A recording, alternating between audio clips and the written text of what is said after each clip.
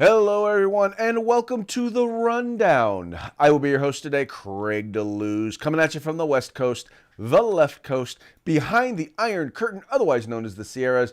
But as we all know, I do not do this program by myself.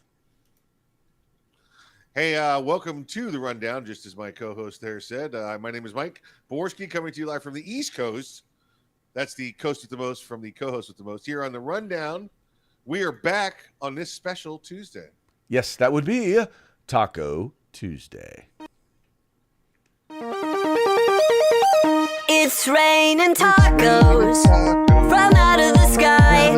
Tacos, no need to ask why.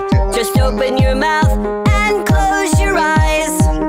It's raining tacos. Raining tacos out in the street. Tacos, all you can eat. Lettuce and shells, cheese and meat. It's raining tacos. Yum, yum, yum, yum, yum, yum. It's like Yes, folks. It is Taco Tuesday. I just got one question for you guys. Did you miss us? Craig, let's tell the folks what happened. We had planned to broadcast while you were on vacation. Yes. And then you realized you were in a third world country and couldn't get connectivity. So we went without. And I had a moral dilemma here. And, do I do this show without you? And I thought, hell, if I was Regis and Kathy Lee was sick, I'd kick her to the curb and take the week off. So that's what I did. Yes. Well, Mike, I got to tell you, it was a phenomenal weekend. It was definitely a week to recharge. Although, once again, being in the third world country, you take our high speed, internet for granted until you try and do what we do on a 3G connection. Yeah, 3G. What are we from Venezuela? Come on. No, that would be Fiji. Fiji. On a Yes. Fiji connection. Yes, Yeah, the Fiji. so- We got Listen, the Fiji connection. But anyway, good time was had. We're back and we're ready to rock and roll and have a good time. Got to admit, I miss talking the news. First of all, doing this show by yourself, at least by myself, is nowhere near as fun because I don't have anyone to commiserate with, shall we say? Listen, he may not have had 3G connection there, but he had enough internet speed to send me topless photos every day. And Craig was the only one in the photos. I was in the beach and I was not sending him topless photos every day. Yeah, you were. And I sent them to other friends of ours that we know in the LGBT community. Just so you know. Rate my friend, I call it. Rate my friend. No wonder I doubled in Twitter followers. You did. Yep. Fabulous. Fabulous. Oh my God.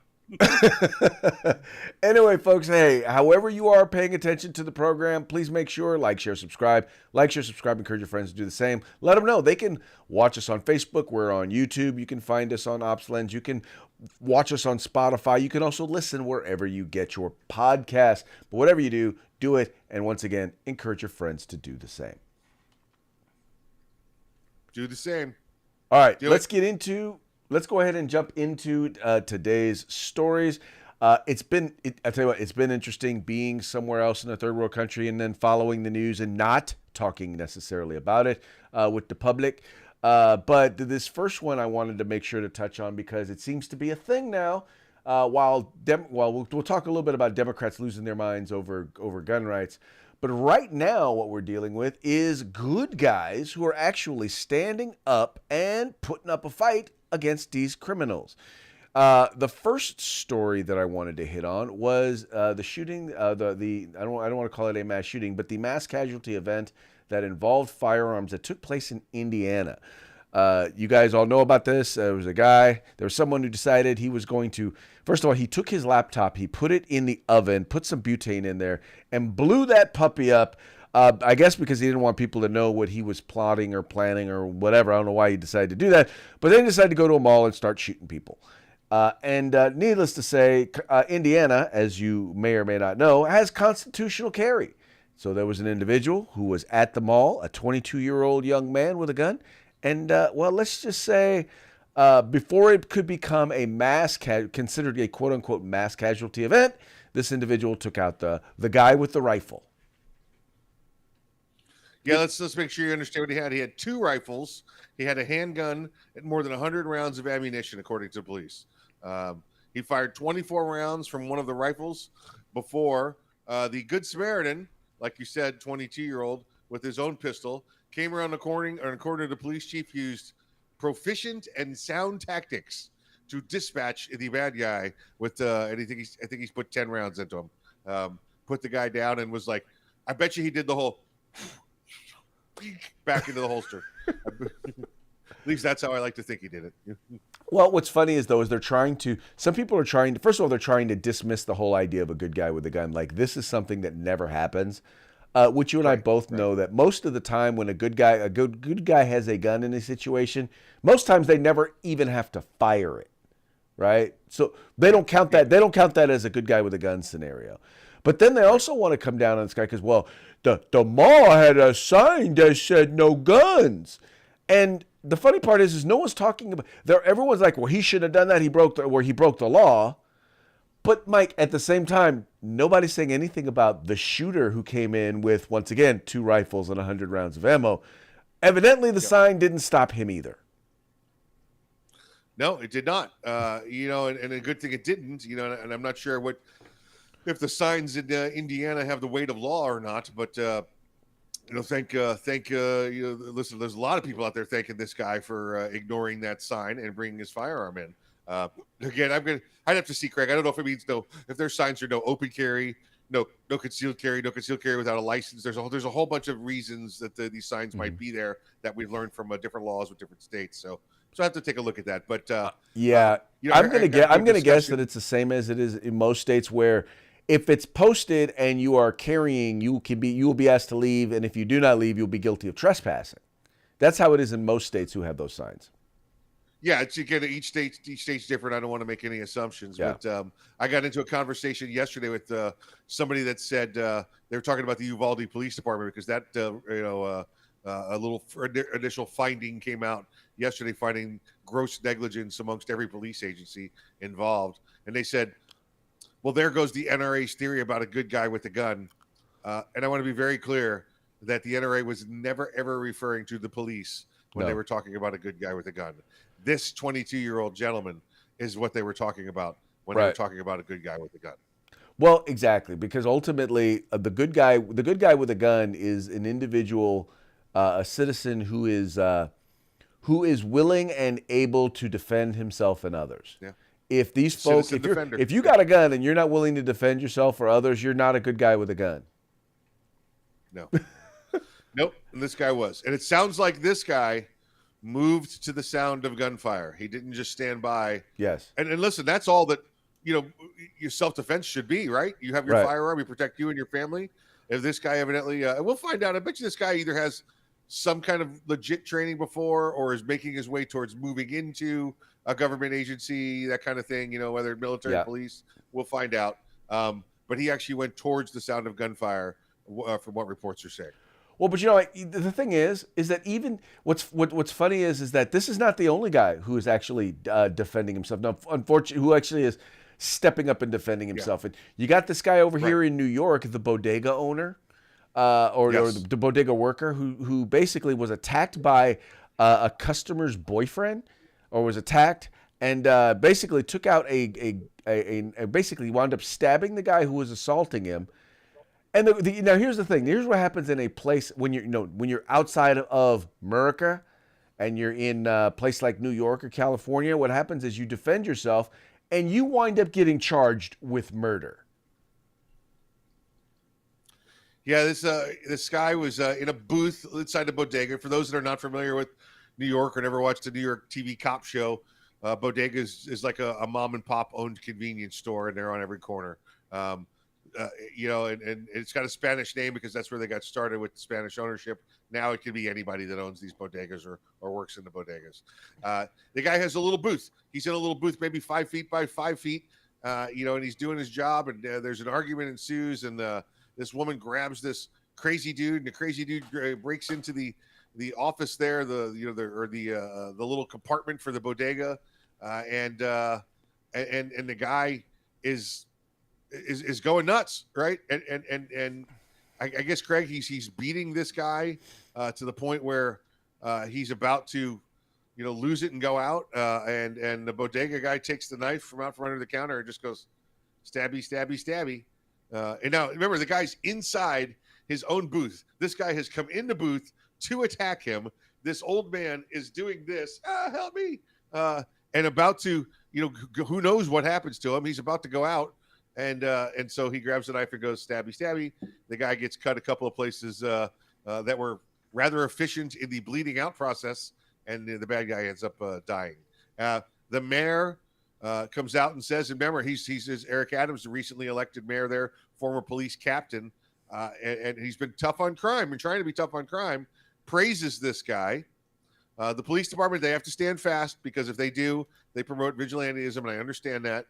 They didn't support either way or deny, but they did not make an arrest. But then the district attorney's office got a hold of it and said, no, we're charging him with murder for self-defense.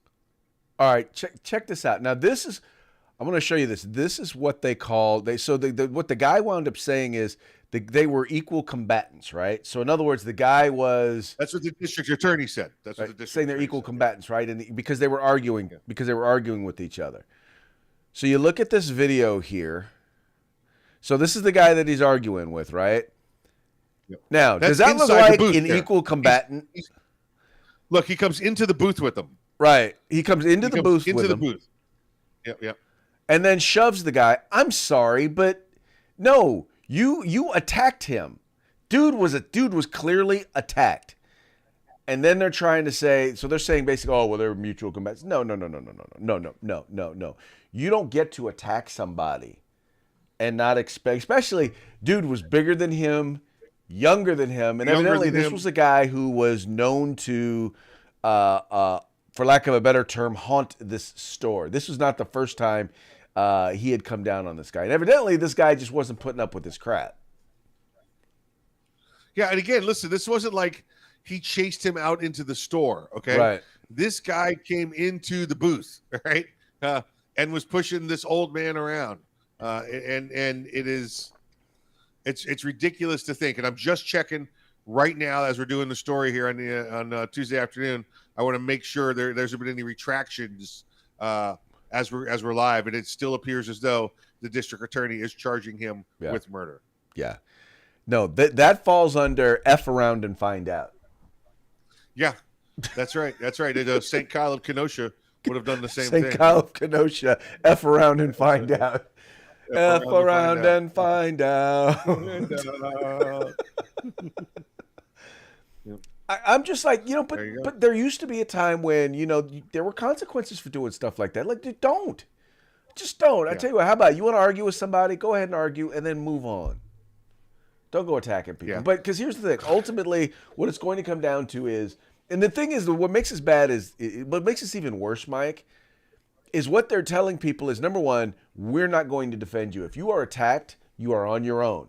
And by the way, if you wind up taking out your attacker, you're probably going to go to jail. And that's what places like New York are now telling people.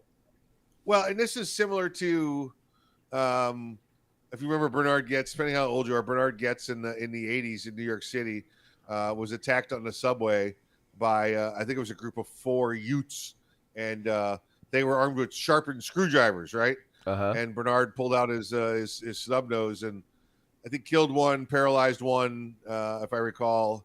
And he went to jury, went to trial, and the New York City found him guilty of illegal possession of a firearm. And I think he did 1 year time. But the self-defense charge stood, even though he used an illegally carried firearm. And they gave him 1 year for carrying the firearm. Yeah. Well, here's the thing. Ultimately, what it comes down to the reason I bring that up, Yeah. The reason I bring that up, Craig, is because it dropped crime on the subways a lot, even though he went to jail for 1 year. So maybe this, even with the state attorney there, district attorney pressing charges, will still have the effect to let people know, hey, listen, the police at least and the mayor's office are on your team. So they're trending towards cleaning up crime. I think this is a decent start. You know, I will tell you. So right now California is. I think they just passed a law where it will allow individual citizens to sue firearms retailers or manufacturers when there's a shooting, right? And I was like, maybe what we ought to do is pass a law that will allow individuals to sue politicians who pass laws that allow violent criminals back out on the streets. You get attacked. We could, Greg, except those politicians have complete immunity and they're shielded. Well, that's what I'm saying. All it would take is a law to remove that. That's right. All it would take, and I'm with you. All it would take is a law. I believe that all politicians and judges should be subject to qualified immunity the same way that police officers are. Yep. As long as you don't break the law or violate the Constitution, then you don't have to worry about anything. Well, but Mike, and that feeds into our next story when you start talking about Democrats and basically their 2A syndrome. They are going out of their way to pass laws that they know will not pass constitutional muster, but they know that the system is so frigging. They know that the system is going to be so bad that the courts are so bad that it's going to take forever for people to be able to actually have their day in court and have some of these things addressed. And this was an opinion piece at The Hill where it's talking about Democrats' Second Amendment syndrome, where they're plotting the next big fight over gun rights, where basically what they are attempting to do is to basically make every place a sensitive place. Thus, you will not be able to carry a firearm. You can get a license to carry, but you're not going to be able to carry it anywhere. I mean, they're losing their minds trying to create pass laws. Like I said, there's the insurance law. There's, I'm sure, a bunch of laws that are going to be coming that are going to make it cost prohibitive to be able to get a concealed carry permit. They're going to go out of their way to make villains out of gun owners. Well, and that's what they're trying to do. That's why it's called the Syndrome Plan. If you remember Syndrome from The Incredibles, he tried to turn everything into bad and turn everybody into a superhero. That way he was Syndrome controlling the outcome. And that's what they're trying to do there now, is turn everybody into the bad guy with a firearm by making them all violators for carrying where the justices said they could, but New York State law, brand new New York State law since the ruling, they said, no, we don't think you can carry there. So their way to win is to make every place an illegal place to carry a firearm. Right. And once again, we already know, because the language is already written into the opinion, that you cannot make every place a sensitive place. But once again, that's what they're going to do. And they want to make it just even like sidewalks. But trust me, the New York law that just passed is not going to pass legal muster. And what I'm hoping is they can get some sort of an expedited review since literally it just came out. I mean, the decision just came out. Yep. Hopefully so. But and, it is on the next story as well. Oh, yes. Okay, yeah. So this one here, I'll just pop this one up here real quick. So imagine this. Imagine you had to, first of all, we have this funny thing called freedom of speech, right? Where you kind of get to speak your mind and say what you want, as long as you're not threatening anybody or you're not liable. But here's the point. Even if you do that, even if you say something that is threatening, or if you say something that you lie on somebody else or libelous or something like that, there are laws in place that will punish you. You get in trouble if you violate that. If you abuse your fundamental right, but you don't lose the right. You just are held accountable if you abuse it.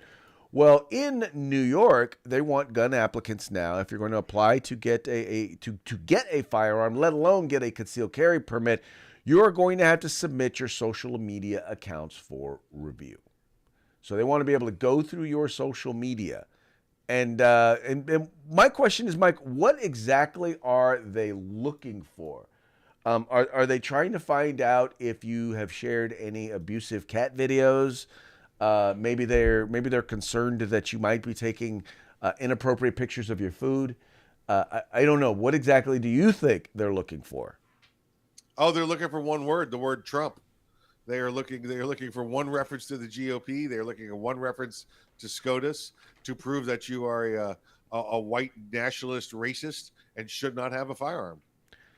Well, because all of us who are gun owners are white nationalist racists. In case you didn't know.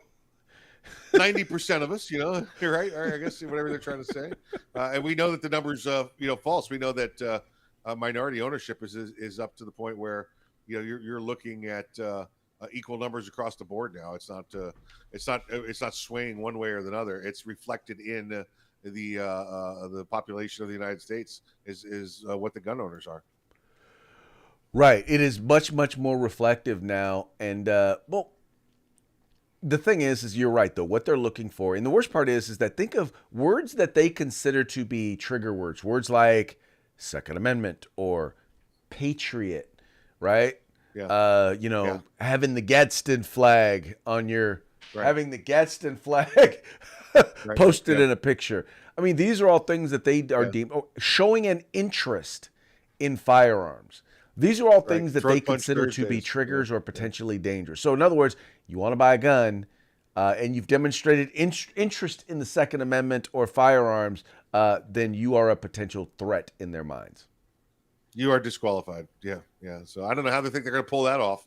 Like I said, like you said previously, that needs a quick review and an injunction put against it.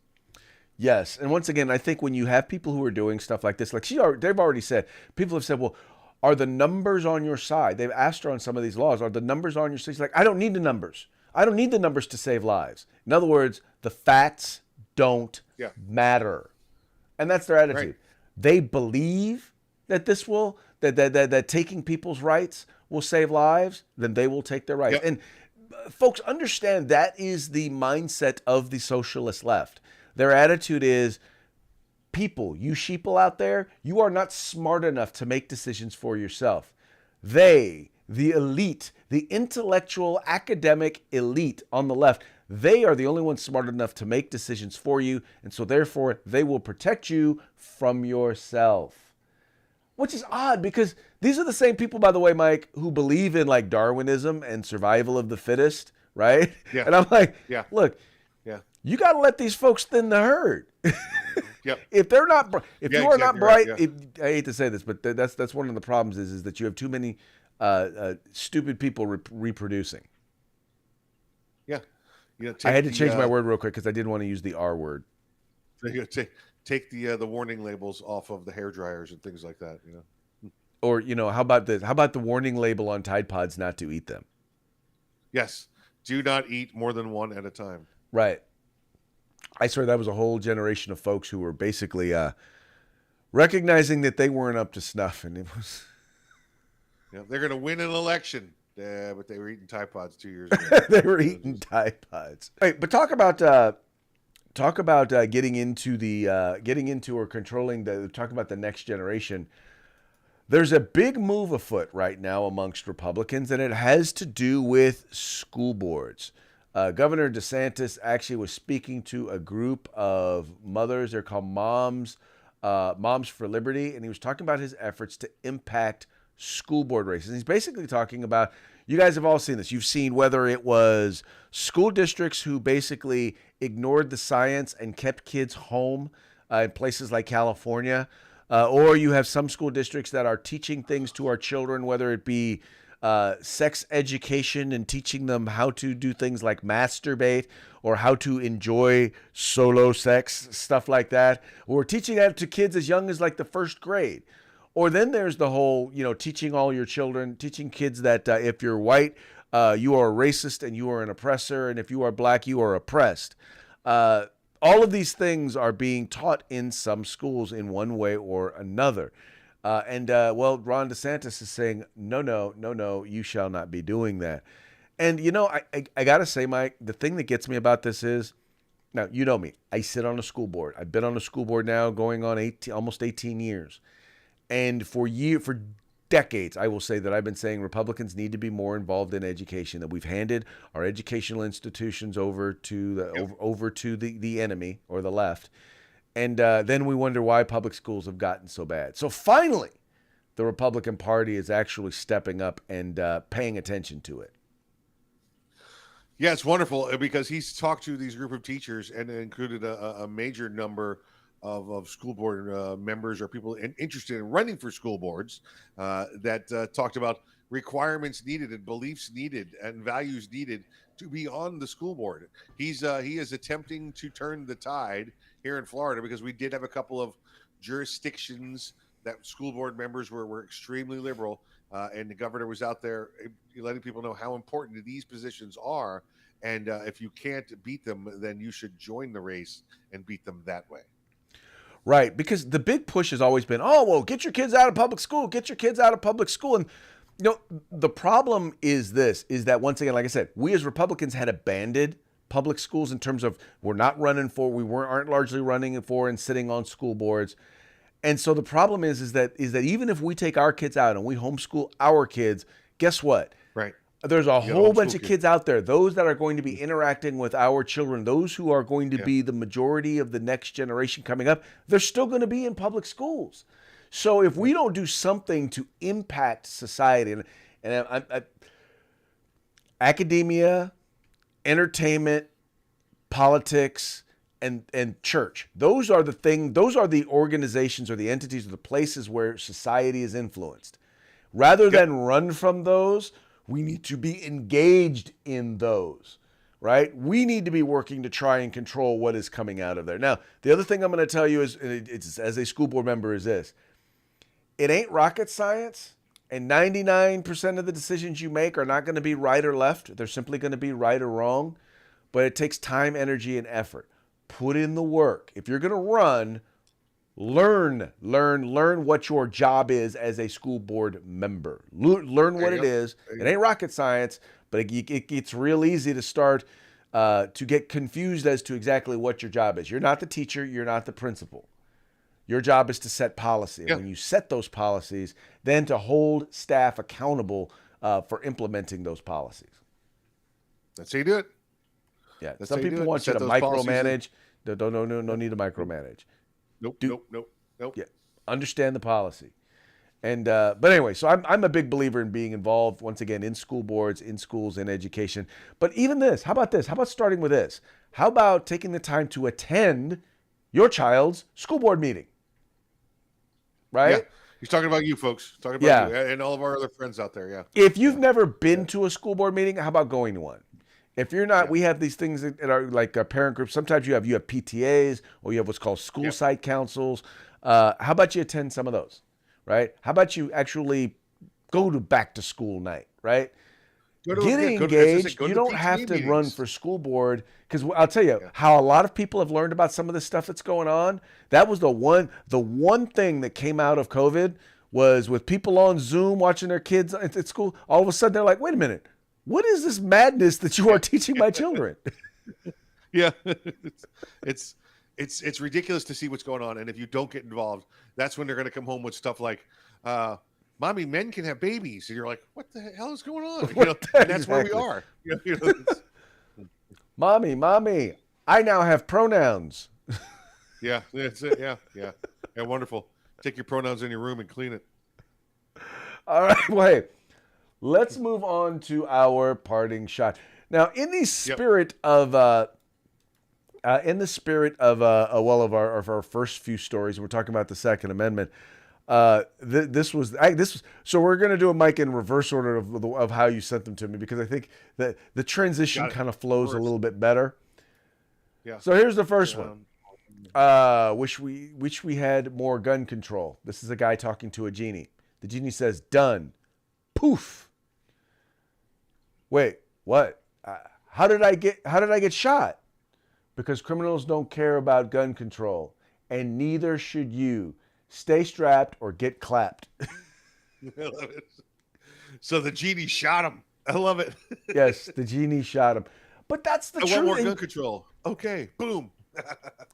Trying to explain to people that gun control only limits law-abiding citizens I don't That's right. understand why that is such a hard concept for the left to get.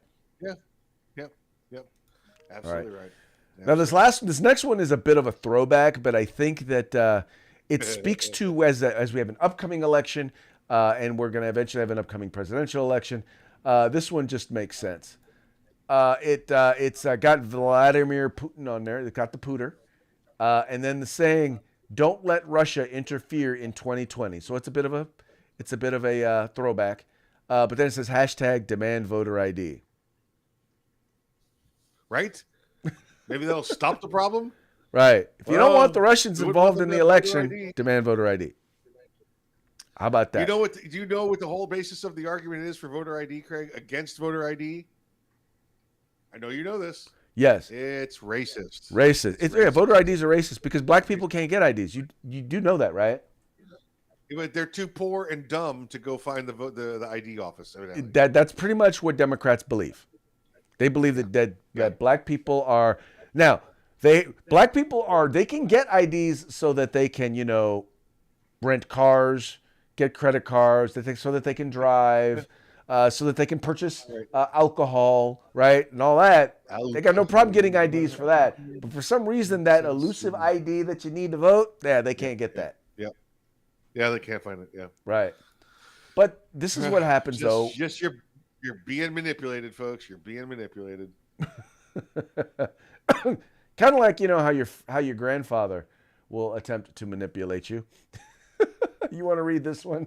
All right. Here's 3 pictures of Joe Biden. I don't know if that's his daughter. I think that's his daughter. I think that's his granddaughter. Is that his granddaughter? Yeah. That is his granddaughter. It is his granddaughter. And he is on stage slipping her the tongue. You just 3 different times here. And it's so disgusting. And it says, if your grandfather kisses you like this, you should call the police. All right? Because he is. You know what? I wouldn't even kiss her now. I mean, granted that she's above age and wanted to kiss me. I'm not like, not gonna run over there and be like, kiss me, not like he did, Right. Well, I have to confess, I do. My grandbaby is 3 years old, and she comes, and yes, I kiss my little grandbaby on the lips. So not like that. Well, he's on stage with his hand on her butt, bending her back by the neck, sticking his tongue down her throat. Okay, that's a bit of hyperbole, but yeah, the point is he's Creepy Joe. His own son referred to him as a pedo. Yeah. I'm sorry, but everybody in his stiff family little girl. knows he's creepy. He's creepy Uncle Joe, and now he's creepy President Joe. Yeah. But folks, hey, Slipping his granddaughter the tongue. Democrats, he's the one you chose. He's the guy you chose. Just know, and just to be clear, it is official. He is officially the worst president ever. Or at least since they've been measuring popularity of presidents. He is officially the worst. The average, and in terms of they do the poll of polls, the average poll has him at 38% approval. 38%. That's the average. That means that there are some that are higher. That means that there are some that are lower. I think there's one that's as low as 33%, 32%.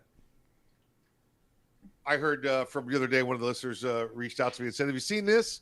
One of the former prominent trainers who has suffers from Trump derangement syndrome, talking about how Trump is the worst president ever, and that Nixon is rated higher than him, and that Sleepy Joe is going to save us all. So, yes, we know who this firearm trainer is, and he shall go unmentioned, unnamed.